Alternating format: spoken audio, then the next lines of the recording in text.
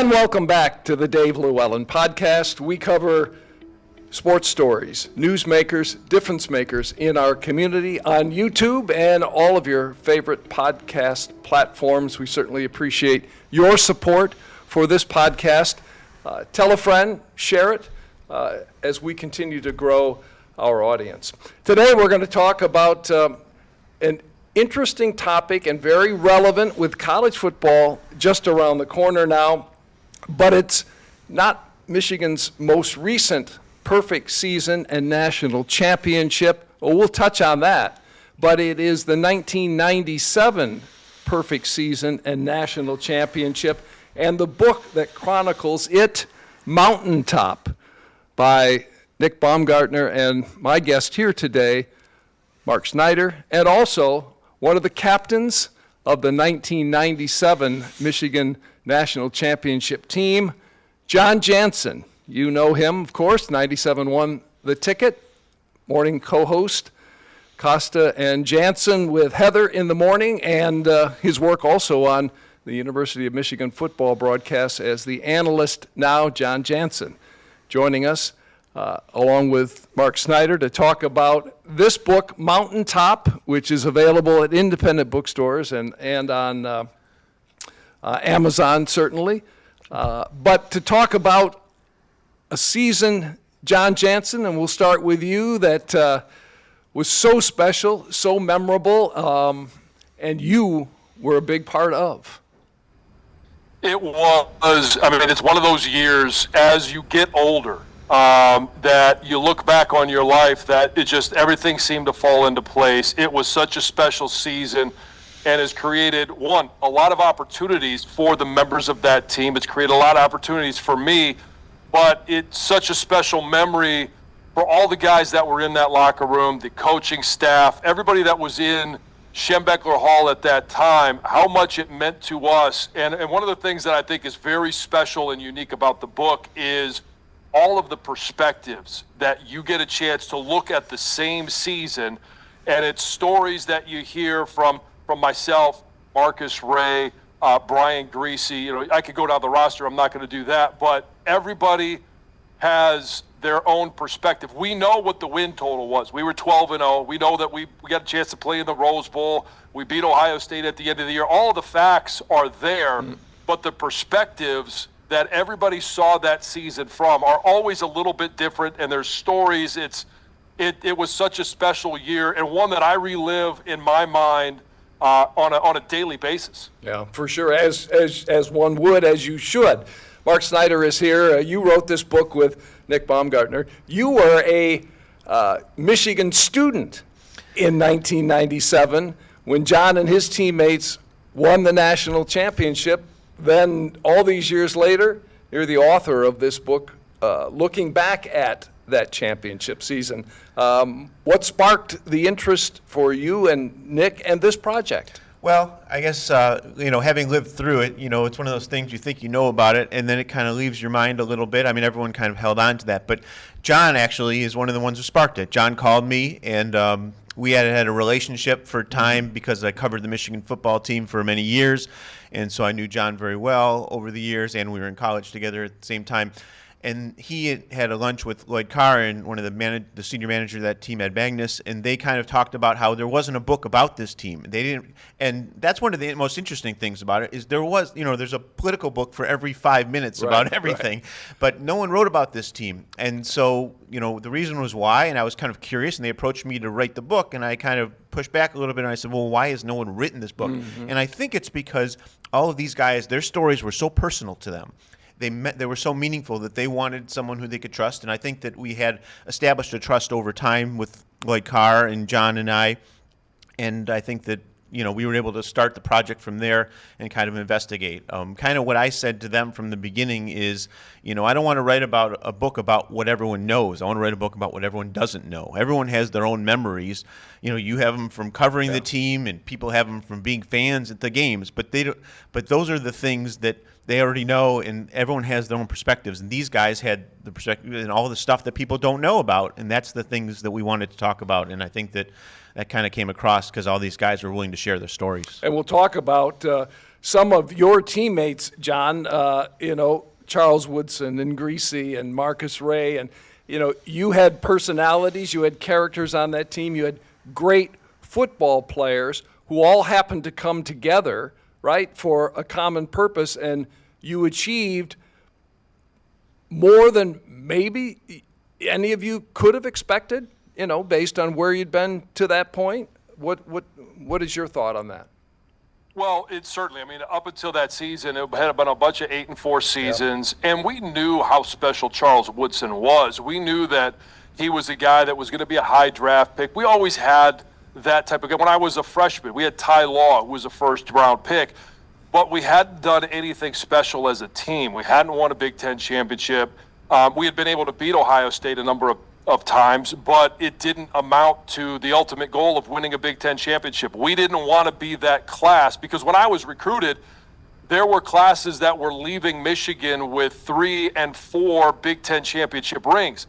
I hadn't won one in my 4 years there, and obviously 97 being my 4th year, and there were 5th-year guys like a Zach Adamy, Brian Greasy, Ben Huff, Glenn Steele. They didn't want to be that class that didn't leave Michigan without a Big Ten championship ring. And that was always the focus at that time, because if we felt if we won the Big Ten, everything on the national scene would take care of itself. And I think the most unique thing about that team, there's a couple. One of them is we had a Heisman Trophy winner. We had a lot of guys win awards. But when you talk to them to this day, it is simply about the team and what we were able to accomplish. All of those things came along with it. And without the national championship, I don't know if Charles Woodson wins the Heisman. He definitely deserved it, but I think winning the national championship, obviously, maybe it turned the tide, maybe it didn't, who knows. But even talking to Charles, and I just talked to him a couple of weeks ago, we all have great memories of that season as a team. And we celebrate the individual successes, but it was about the team, and that all came from Lloyd Carr. And I think one of the special things about that team, and one of the special things about the book, is not only do you get the perspectives that I talked about earlier, but it's almost, I don't know, without sounding too cheesy, it almost feels like a love letter from the players to Coach Carr and how much he meant to us, how much he meant to us as not just student athletes, but as kids that came to Michigan, and we were supposed to leave as men, and he is one of the, if not the key factor as to why so many of those guys, one, had success on the football field, but also had great success off the field. And we'll talk about that because, he came in as the interim coach, after Gary Moeller was fired after his incident, unfortunate incident. Interim tag for a year, under pressure to win.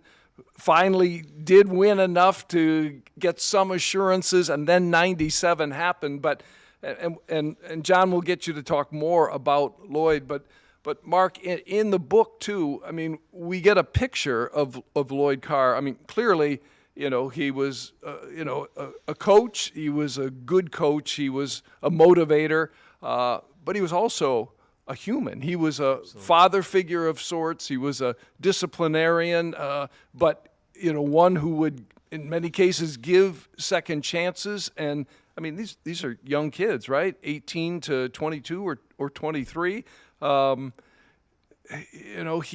He understood and was really, for this team, probably the right guy. Absolutely. And that's one of the things my co-author Nick Baumgartner always has said. He didn't know Lloyd really before this process, but as he got to meet him, he realized he called him one of one, right? There's no one like him really in college football history. We're around so many different coaches, and the way that they all approached it was different than Lloyd, because Lloyd had been a teacher, and he infused that into this circumstance. Like, he made sure the academics were valued, okay, even though that's not something that was standard in college football, and he was going to win, but he was going to win the right way. Integrity, all of these things, and bringing people along. You talk about the second chances. There was guys would get in trouble, and then the assistant coaches would say, well, he doesn't give second chances. But he did, and the reason he did is because he had to make them a motivator. He wanted people to be better people. He didn't want to give up on them. And I think that there are so many stories in this book about these opportunities, and some of them weren't easy. I mean, there was times Aaron Shea and Steve Frazier. There's the story about what happened. They had a dorm fire in their room, and then it became exposed that they were having a party, and there was a keg in their dorm and in their room and everything. Underage, right? Yeah. Exactly, and violating dorm rules, whatever. But he made them. The punishment or consequence was they had to run the stadium stairs, so they had to get into shape. They had to be accountable, be there every morning at 6 a.m. So it was about accountability. It wasn't punitive. Yeah. It was motivational. It was something that was accountable, and they wanted to please him. I think that's still something. John can talk to this, but I think even all these years later, it's such a unique thing with Lloyd, and this doesn't happen. Coach, I've been around coaches all over the country, different sports, whatever. These kids. They're not kids. They're all old people like us, but they still, have this passion for him. Like Steve Frazier is a pilot. He flies in. He has a layover. He goes and sees Lloyd in the Ann Arbor area. Yeah. I mean, these guys. John calls him all the time. They text him all the time. This doesn't happen other places. Other places, people like they'll reach out to the coach when they need something, or there's a reunion. Hey, coach, catch up. These guys do it all the time. And it's not all of his former players, but it's many of them, and especially this team. Yeah. John, you can speak to that and to Lloyd. Yeah, and now that I'm living back locally, I get a chance to see him on a regular basis, talk to him on a regular basis, and he is one of those guys that always seemed to have the right answer for the situation. And I don't know how he did it or how he come up with it. But like he was talking about with Aaron Shea and Steve Frazier, there are some coaches that would have just said, hey, you're off the team, and there's no ifs, ands, or buts about it because of what it made them look like. Coach didn't care about what it made him look like in the moment. Mm-hmm. He cared more about developing and teaching lessons to us so that if we did get that second opportunity, one, we know we were lucky to have a second opportunity, but we also knew, and there was a debt of gratitude that to this day, like you mentioned, when Steve comes into town, his son is now playing on the current team. That probably doesn't happen if Steve Frazier isn't given a second chance. Aaron Shea and Steve were both key parts of that season in their roles. And again, we might not have won a national championship without either of those guys. Yeah. So it related to team success, but that's not why he did it. He did it because he wanted Aaron Shea and Steve Frazier to be good people. He wanted them to have an opportunity to finish and get a degree from the University of Michigan. He always valued that and knew what that meant. And it was also a motivating factor for the rest of us that we knew we didn't want to go out there and test the waters, but we knew that there was somebody there that would be thoughtful about what happened, understand that we were, and we always refer to them, and people sometimes get upset. 18 to 22-year-olds, yes, I know they can vote. I know after you're 21, you can drink, you can go fight for your country, but you're still kids. You are still making decisions that will affect you the rest of your life. Lloyd knew that. He understood that there are things that happen at that age that can shape and form and direct the rest of your life, the path that you're on. And he just always seemed to have the right thing to say in the moment that either motivated, corrected a behavior, or on the flip side, emphasized some of the good things that were being done in the moment. Yeah. And, Mark, you can speak to Chris Floyd as well. A 1 a.m. phone call. Absolutely. That Lloyd Carr answered, and not only did he answer it, but it's what he did after that. Absolutely. For Chris Floyd. Right. At a time where he had to wonder what his future was going to look like, and the human response.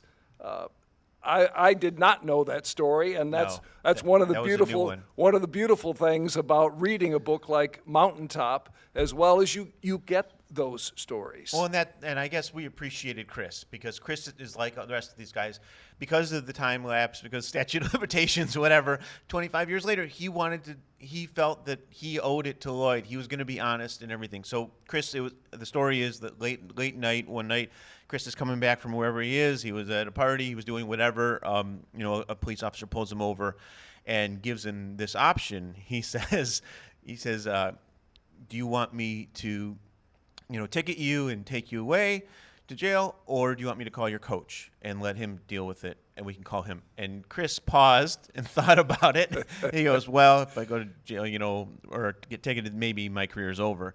But I don't really want to see Coach Carr. But so normally, these calls go. This is again Lloyd Carr being unique, and John can speak to this. He calls Lloyd Carr,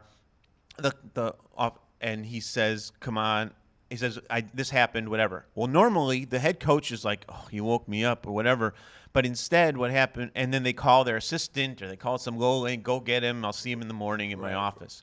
Lloyd went there himself. He picked him up, and he picked Chris up himself. And he gets in the car, and he drives Chris home. He's driving Chris home, because the officer's like, you can't drive, whatever. And he drives Chris home, and the whole time, there's no words. It's quiet. Oh. And all Chris remembered was the heavy breathing.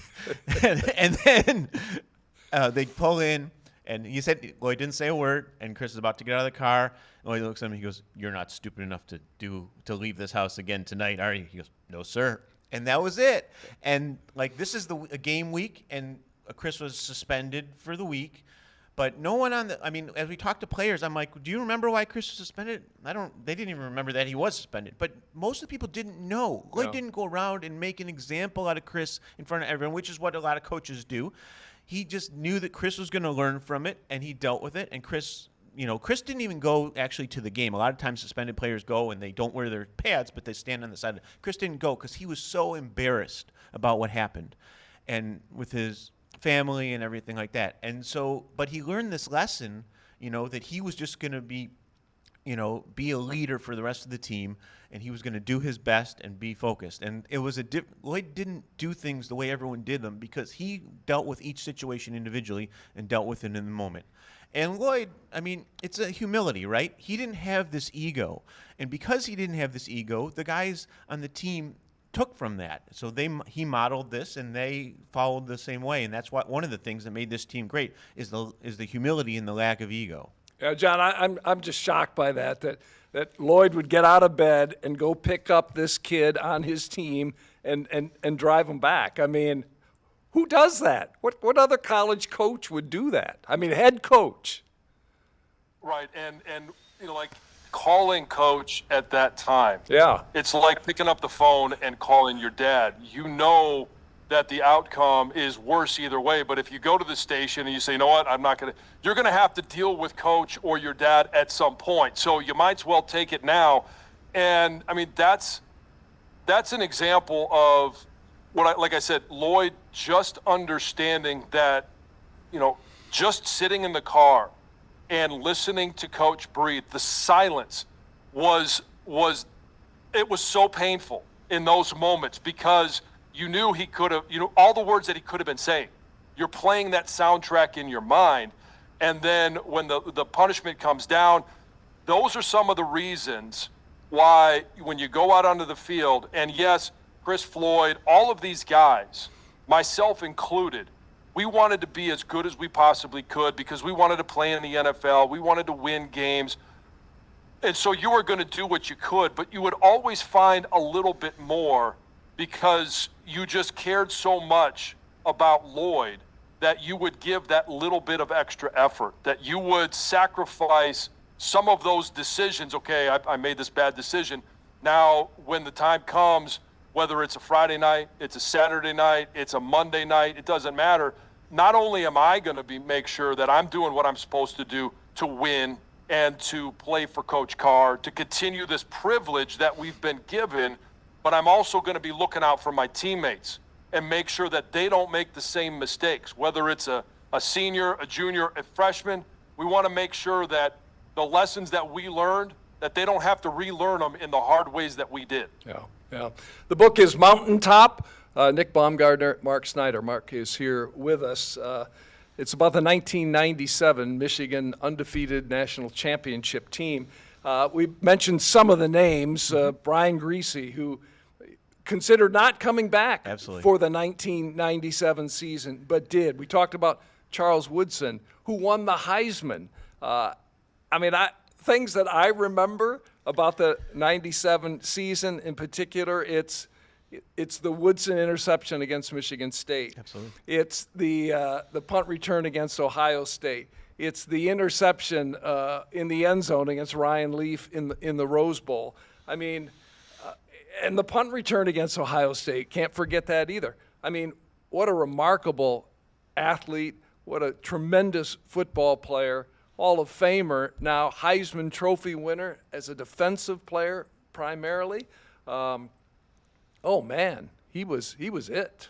Yeah, Charles was unique. He was this unique athlete, and I think that they saw a lot of that when they were recruiting him. And the question, though, always becomes, even though Charles has this all-world athletic ability, you see what he became in the NFL Hall of Famer, one of the great, I guess let's take a little tangent. This is one of the unique things about that team. They had 3 players who could be considered the all-time best at their position on that team, Tom Brady, Steve Hutchins, and Charles Woodson, in the history of football. Yeah. I mean, and there's not many teams that have that. All Hall of Famers, well, Brady will be, obviously. But Charles, he had this unique athletic ability, but he worked as hard as anyone. They had a deal in the summer. When I talked to Charles and talked to other guys, Charles had this motivation that summer especially because he had an idea that he probably wouldn't come back. This could be his last year no matter what happened with the team. He was leading the runs. He doesn't need to lead the runs, okay? But he wanted to set his work ethic as the whole goal, and this is the standard that we're going to live up to. If your best player is doing this, and this is not like Carr saying as the best player you need to do this, Charles intuitively knew that. Right. He knew he needed to set that standard. And Charles didn't talk.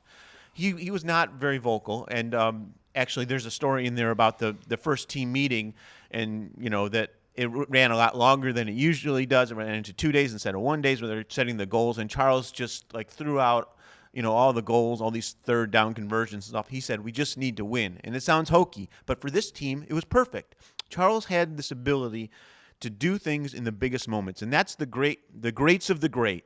Understand, they can have this great athletic ability, but when they really needed something, he always provided it. And this is a team that walked the tightrope the whole season. Right. Okay, started off ranked number 14, so they're not expected. It's very rare for a team outside the top 5 to really win the national championship in that area or the last 20 years or so, and they were that team that did that. But that's because every time it was close, Charles put him over the top. He always had that flair for the dramatic and the moment, and that's what made them unique, because he was the only one really that anyone knew going into the year. Coming out of the year, they had 33 players that played in the NFL, but at the same time, Charles was the focus, and he loved the pressure. On him, it was always great. And he never had the ego. He didn't go to New York. There's a lot of great Heisman stories there.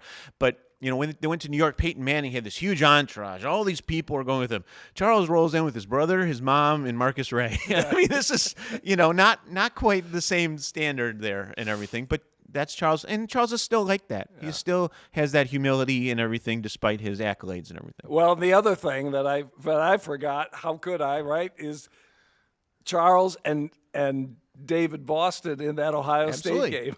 Well, I mean, getting into it and just they did. Because of the competitiveness. And, credit to the referees, and John and I have talked about this, that they didn't throw those guys out because they knew how important it was. But Charles understood there was a line there, and he needed to stand up for the team. That's not what he did all the time, but in that moment, he needed to set a tone. Right. And he did. He said, we're not getting pushed around. John, a good guy to have on your side, isn't it? Oh, it is. And, I mean, when you have there's this thought in sports where, hey, guys are treated differently, and they are. You got your superstars. They're treated differently from the last guy on the end of the bench. But when your superstars don't act like that, when they work as hard as Charles did, when they work as hard as Hutch did, and Greasy and Steele and all of these guys that were the headliners going into the season, when you see them making that effort and leading the charge, all of a sudden it becomes very easy for every single guy on that team to follow suit. And it's very infrequent. And I've been around a lot of great players in my career that you get a guy that is as gifted talent-wise as Charles Woodson that is also willing to make those sacrifices physically and in terms of being a leader. It doesn't have to be vocal. It can be just through actions that they're willing to step up and do those things. That is a rare combination. And he wasn't a captain. You were a captain. Eric Mays, who was a walk-on, was a captain. Was this a easy group then to lead as a team captain, would you say? It was. And, I mean, there's a lot of stories, and people talk about, and we glorify a lot of things from that team, but there was a group of fifth-year guys. Rob Sweat was one of them. Brian Greasy, Glenn Steele, Ben Huff, Zach Adamy. All of those guys realized how important this season was. And they weren't offended that a senior, but a junior in terms of eligibility that was elected captain, or that a walk-on was elected captain.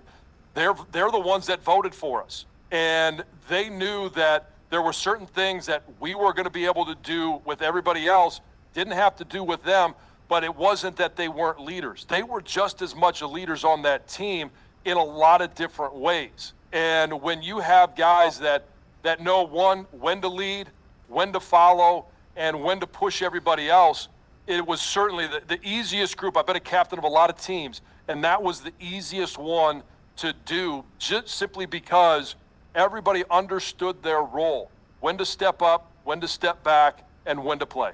What was the most critical point of the 97 season, Mark, from your perspective in telling the story of that team? Well, I think the most critical point on the field was probably the Iowa game where they're down at halftime, and that's another great Lloyd story because they go in at halftime and they're losing. Tim Dwight just had this big punt return, and this is a team. This is a team that every year Michigan had dropped a game early in the season. As soon as the expectations rose, the air went out of the balloon, and that was always what happened. And then this time, they were going into the locker room. The whole thing's going to blow up this perfect season, and it's going to be another Michigan disappointment. And the guys go into the locker room. They're trudging up there, and Lloyd does two things. First of all, he's walking up there. And he's thinking about Bear Bryant, who he studied and one of the great coaches of all time. And he's thinking, Bear Bryant says, you need to meet the situation. So they're all expecting Lloyd to go in there and peel paint off the wall, scream at them. He can open it up if he wanted to. But he chose not to. He chose to be very quiet. He chose to basically, it was real short. He just said, this is not who you are. And you guys, if you want this is your perfect season. If you guys want it to keep going, you guys need to do something about it. But he also walked up the tunnel with Brian Greasy and in some colorful language said, you got us into this mess. You got to get us out. Greasy had thrown 3 interceptions in the first half. Greasy spoke up at halftime, very unusual for him. Lloyd, and he said he'd do it. He said, I'll solve this. And the defense buckled down, and they won that game. They came back and won that game. Perfect season continues.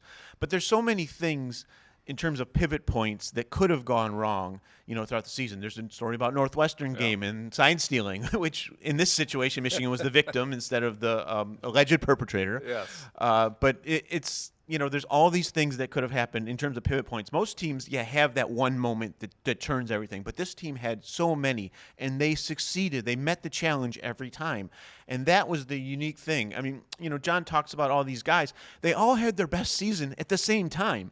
And Michigan needed that, everyone to have their best season at the same time. But it was amazing. Like, they had an offensive line that was everyone was 4 of the 5 guys. John's the only one who was in the same place that he had been in the year before. Right. They have a new center. Zach Adamy moved from guard to center. They have freshmen in Steve Hutchinson and Jeff Backus, untested. And then they go out against Colorado in the first game. Steve Hutchinson, redshirt freshman, playing his first college game, player of the game. Right. Offensive lineman. And was a defensive tackle who became an offensive lineman. Exactly. So, these guys all met it, up and down the roster. I mean, their third string running back was Anthony Thomas, who became the school's all-time leading rusher. Just one. The backup quarterback was Tom Brady, absolutely. Who didn't play much. Absolutely. And John, let's go there for a minute because, Greasy had an unbelievable season and he wasn't sure he was going to come back for that 97 season. Getting pushed by Brady as well. We know what Brady, has become certainly. But props and testament to Greasy to, come out with that kind of determination to have the year he had. Well, it was. And, Brian, there was an incident in Ann Arbor the year before where, he gotten in trouble in a bar and, a lot of those things were part of the storyline, and he was thinking of moving on. And I think one of the things, when you talk about what shaped and formed that team, the year before, it was a loss to Northwestern. It was the Purdue loss that really hurt.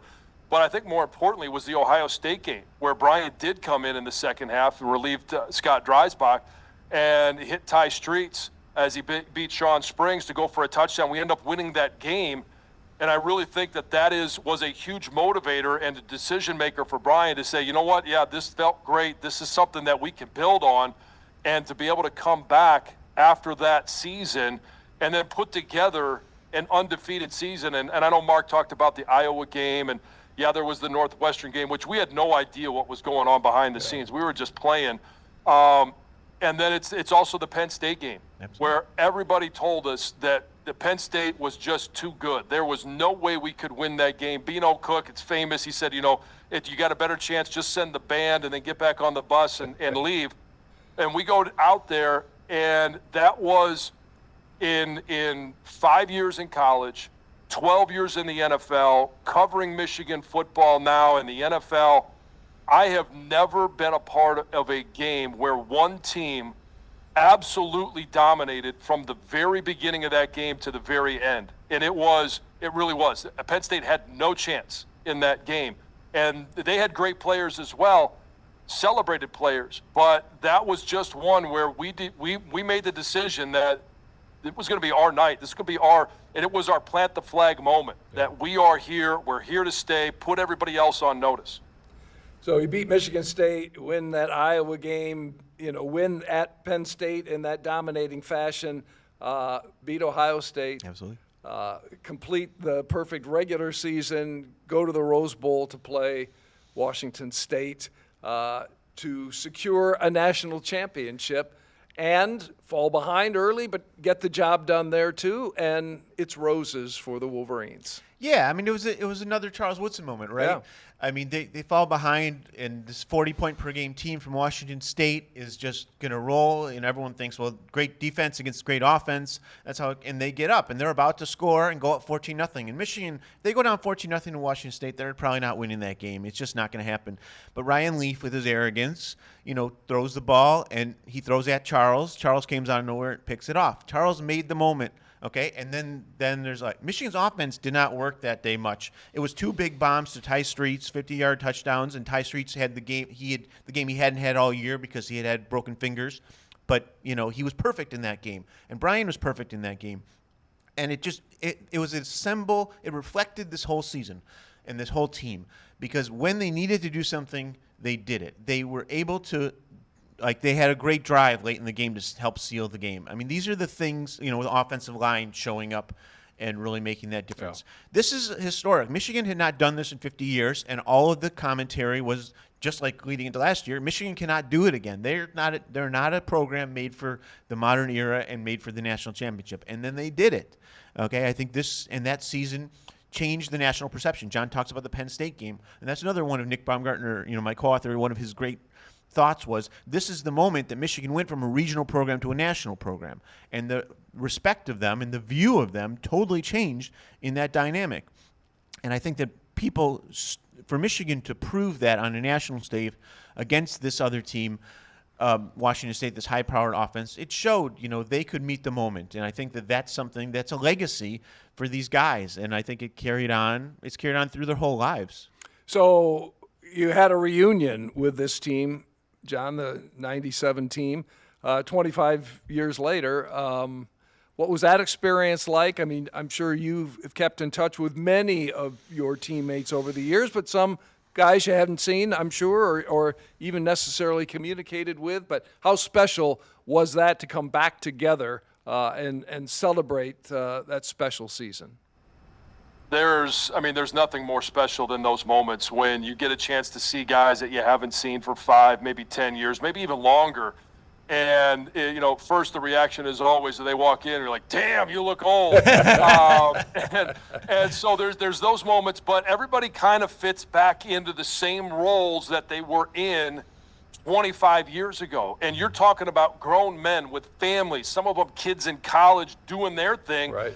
And all of a sudden, we're back to being 18, 19, 20, 21 years old. And, the next morning you wake up and you think, yeah, I'm not 21 years old anymore.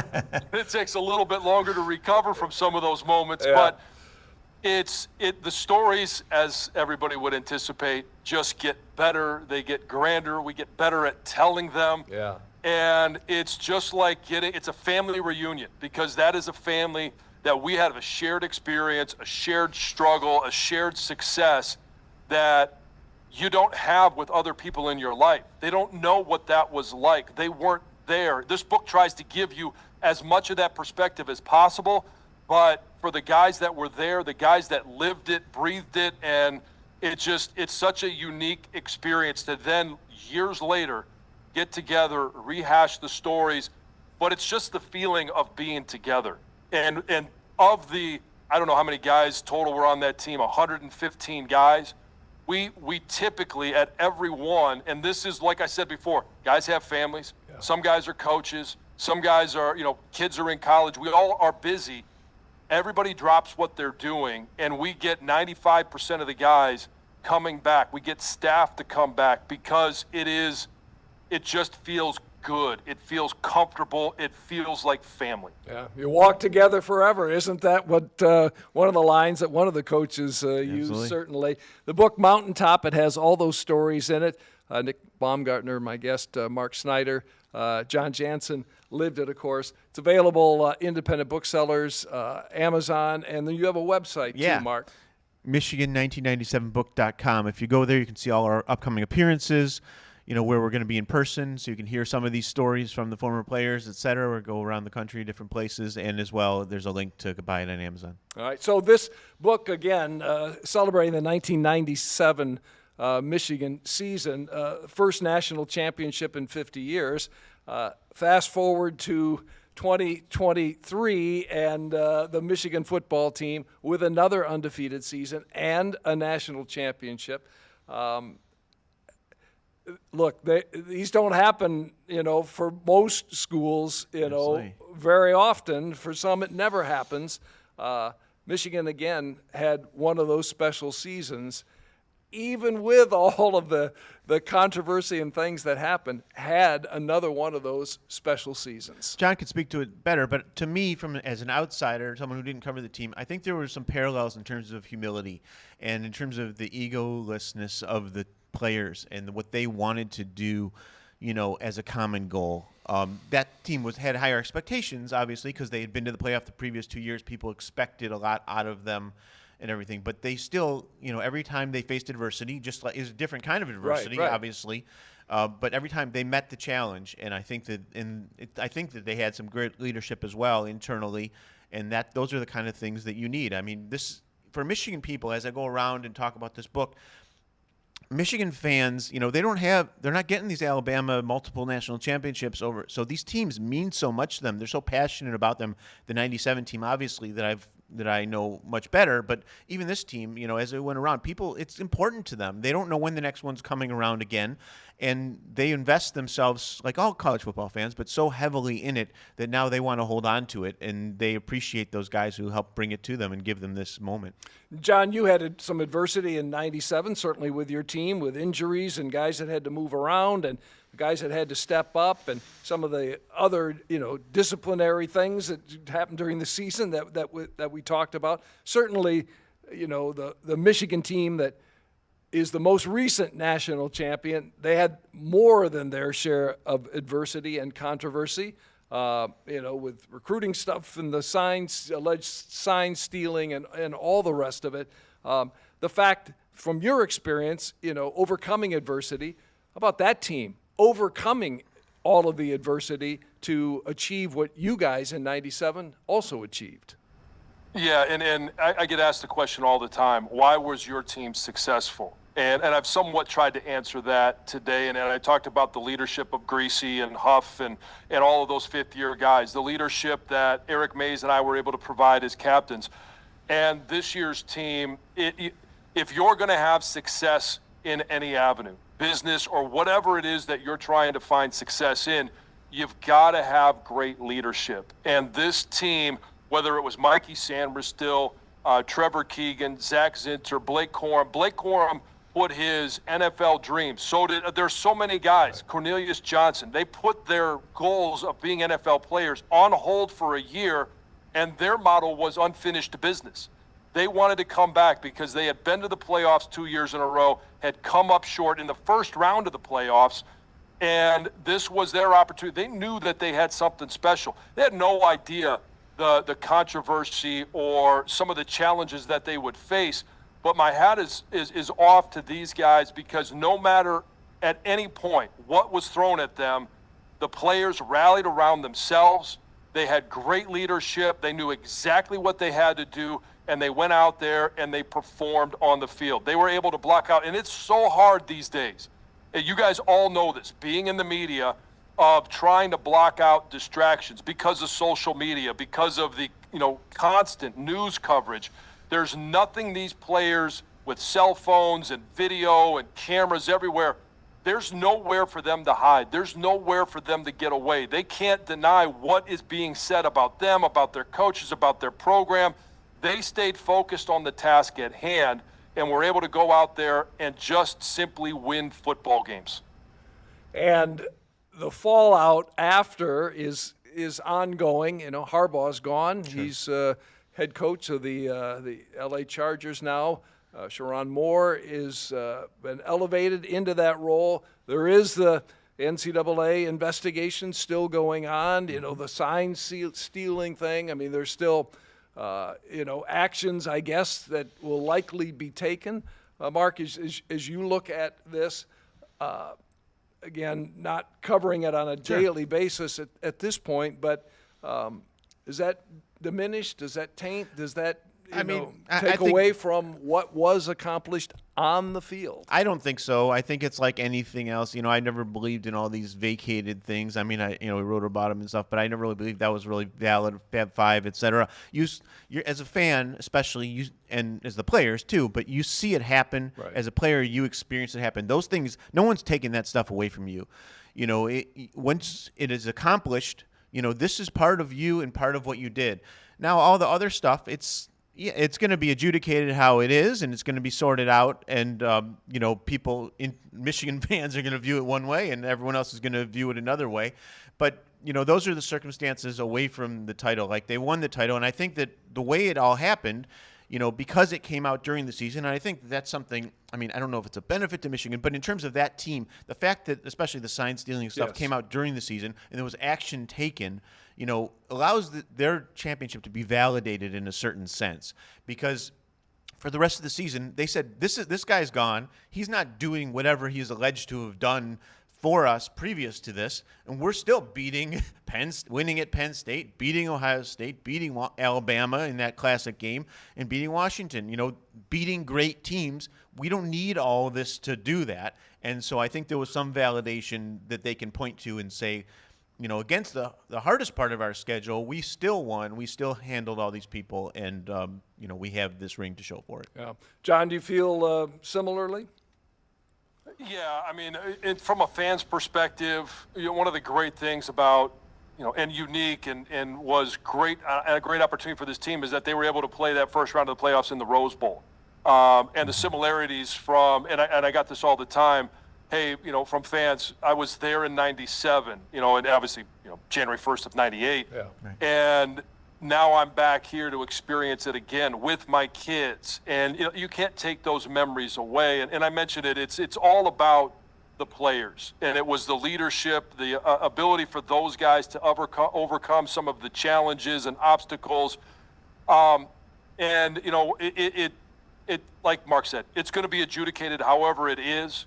Come to find out that, hey, a lot of the coaches, the decision makers, didn't actually know what was being done underneath them. And then the question is, how much should they have known? And all of those things will sort itself out. But Charlie Baker, the head of the NCAA last year at the end of the season, said Michigan won the national championship fair and square. And that really set a tone for, there's still going to be this underlying investigation. There's going to be all of this stuff going on. But Michigan, and it proved out, they just had the talent to be able to do it. They had 13 players drafted. They had a number of other guys go undrafted that are on NFL rosters. They just were that good. Well, and yes, and it's the landscape is far different than your team in '97. Winning the national championship with the college football playoff, with as you mentioned, social media, things that didn't exist in '97, and for this team, for that team to be able to overcome all of that, keep their focus and win games. I think it was an amazing accomplishment. And the challenge is still out there. Even though we didn't have the college football playoffs, I can make a few phone calls, and if Nebraska is ready, we can settle it on the field today. Right. Yeah, sharing the 97, which, right. Look, if you're a Michigan fan, you don't think that ever should have happened if you're a Nebraska fan. But we didn't know. You couldn't settle it back then. Today it's settled on the field. Yeah. Now, Yes, that's right. I've been traveling around, and I've seen a lot of these guys. They're in various states of shape. So some of them, John could go, but I don't know if all the rest of them could. Well, again, we'll see what happens with this current team. But, John, you're still involved closely with the program, doing the radio broadcast. I mean, coming back now, there's no J.J. McCarthy. Lost a lot of other really good players off that team. Michigan's not, preseason, top 5 or anything like that. The expectations, certainly aren't as high, coming off a national championship as maybe they are for some schools. But what's your sense of what's to come in this new season for Michigan? Well, I mean, there's a lot of excitement around this team, and a lot of it has to do about the top-end talent. Will Johnson, he's wearing Charles's number, could do a lot of the same things. Mason Graham, Kenneth Grant up front, a couple of studs, guys that are all talked about as first-round talent. Colston Loveland, tight end on the offense. So the top-end talent is still there. Defensively, even though Wink Martindale is a new defensive coordinator, all of the concepts are the same. He is the one that taught Mike McDonald, who was originally here in 21. He taught Jesse Minter, who was here last year. Now we've gone with the OG of this defense. So there's going to be a lot of things that are going to be similar defensively. And I think everybody has questions about the offense. And the sense that I get from being at practice and around these players is that they're going out there with the chip on their shoulder because not a lot of people are giving them the respect that they haven't earned. They don't deserve, even though they are defending national champs. New quarterback, brand new offensive line, new receivers. You do have Colston Loveland. You've got Donovan Edwards, but there's a lot of question marks. And their statement is going to be, hey, we were talented. We didn't have to go in the portal to get a quarterback. We didn't have to go in the portal to get a lot of these different positions where you see other programs doing it. We were talented enough.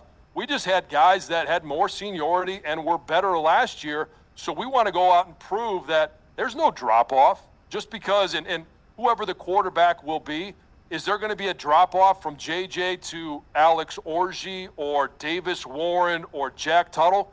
They're going to get a chance to settle that on the field. Same with the offensive line, same with every position. And that's all a player wants is that opportunity to go out there and prove that they can do what those have done before them. And I think it's going to be a very exciting year. There's a lot of talent, a lot of excitement, and a lot of opportunity, especially with the new makeup of the Big Ten and the new non-conference that includes Texas this year. Yeah, boy, it's going to be another brutal schedule for sure. Hey, let's leave it there. John, thank you for this, for jumping on here today to talk about this very, very special season to you and to all your teammates and to all Michigan fans. The 1997 National Championship season chronicled again in the book Mountaintop by Nick Baumgartner and Mark Snyder, my guest here today. John, thank you. Mark, thank you very much. Thank you, Dave. We'll leave it to you. Maybe a final word about the experience of the book, and you interviewed 100 people for this book, including John and so many of his teammates. And I guess maybe what you're left with after this experience. Well, as John said, this is when I went to the, and we're talking about writing and what we're going to do this book. The initial thing was that Lloyd, like John said, they wanted to do this love letter to Lloyd. That's why they all participated. It's very rare when someone writes a book to get all of the key participants to volunteer their time, to tell their stories, to share these things, especially now when people can do it on their own avenues. They can do it on YouTube. They can do it on their own podcast. They can do it on whatever. John can do it on the radio. The fact that they were willing to give their stuff is they're trying to do this for Lloyd, okay? But you talk to Lloyd, he wanted to do it for them. Lloyd doesn't have an ego. He doesn't, Lloyd and I had talked about writing a memoir at one point, and he kind of backed off that. He didn't want the attention. He doesn't want that. But they both did it for each other. That is the synergy that made this so special. And, as someone who was a student there, followed the program so closely as a reporter for all this time and really was invested in knowing what I thought was everything about the 97 team for me to learn stuff. Yeah. And really showed me that there was new ground to cover, and for me to tell. The best part for Nick and I was we did most of this over Zoom. A couple guys we met in person, but a lot of it was over Zoom. So we're sitting there late at nights, and everyone's telling stories. These guys are telling stories, and then we're telling, as we rolled through, we would tell stories to the other guys that the other guys had told us. And they're like, I didn't know that. And the fact that their eyes would bug out of their head 25 years later, they lived it. It's so important to them, and they're learning things. That's what made us feel great about this book, is because we were able to give them what they wanted. Yeah, excellent. Thank you for that. Again, Mountaintop is the book, independent booksellers, Amazon, and the website again? Michigan1997book.com. All right, very good. Mark Snyder, thank you. John, Thanks, Dave. thank you Thanks, so John. much. Talking about this special season and reminiscing with us today. We thank you both. Thank you. And we thank you, as always, for joining us on the Dave LewAllen Podcast. Until next time, stay safe, be kind.